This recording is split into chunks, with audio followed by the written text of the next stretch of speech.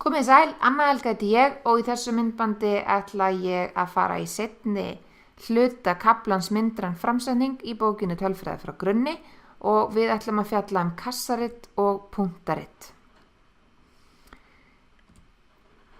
Áður en við getum fjallað kassaritt þá ætla ég aðeins að fjalla stuttlega lýsistærðina fjórðungamörk, en við munum fjalla betur lýsistærðir almennt og þessa lýsistærð, fjórðungamörk, í næsta kafla. En fjórðungamörk, þetta eru 3 tölur og við sjáum síðar hvernig við reiknum þessar tölur út, en við köllum þessar tölur Q1, Q2 og Q3. Stundum notað þessi ritháttur hér, Q25%, 50% og 75%. En þessi fjórðungamörk gildi, Q1 og enn og aftur, þetta bara einhver tala, og þessa tölu gildir að 25% af mælingunum okkar eru lægri en þessi tala. Q2 gildir að helmingurinn eða 50% af mælingunum okkar eru lægri en Q2. Og þetta Q2 einnig miðgildi mælingana. Það að segja, helmingur mælisafnsins eða mælingan okkar eru lægri heldur en þetta gildi og hinn helmingurinn hærri. Þriðja fjórðungamerki gildir að 75% af mælingunum eru lægri heldur en þessi tala Q3. Kassaritt samanstendur af kassa og 2 línum sem ganga út frá endum kassans. Þessar línur köllum við skegg. Kassin má liggja láréttur eða lóðréttur. Ásinn hefur þá gildi sem nær frá neðsta gildi gagnasafnsins, eða rétt þar fyrir ofan og upp í hæsta gildi gagnasafnsins, eða rétt þar fyrir ofan.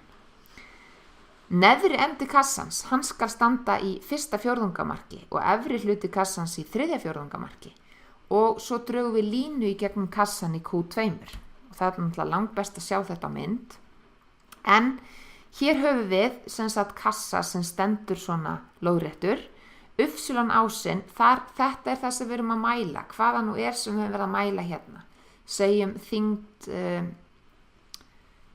hvaða dýr svona á þessu bili og að segja þetta einhver hundategund bara, að við erum með mælingar á þyngd einhverja hunda og hér höfum við kassan okkar, þetta það sem kallast svona einfalt kassaritt og svo tala ég hérna rétt og eftir svo kallað breytt kassaritt, en hér botninn á kassanum hann í 1. fjórðungamarki, þá getum við lesið hér út, hérna svona cirka í 2,5 og ég sé að 25% af mælingunum eru 2,5, kannski tæplega, eða lægri.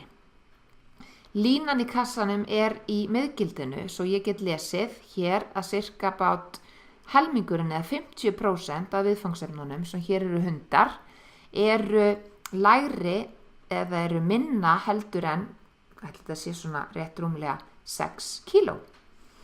Q3 hér, það 3. fjórðungamarkið, svo hér get ég lesið að cirka bát, 75% hundana eru svona cirka bát 12 kíló eða léttari. Á svona einföldu kassariti látum við skeggin ná í lægstu mælinguna og svo í þá hæstu í mælisafninu eða í gagnasafninu okkar.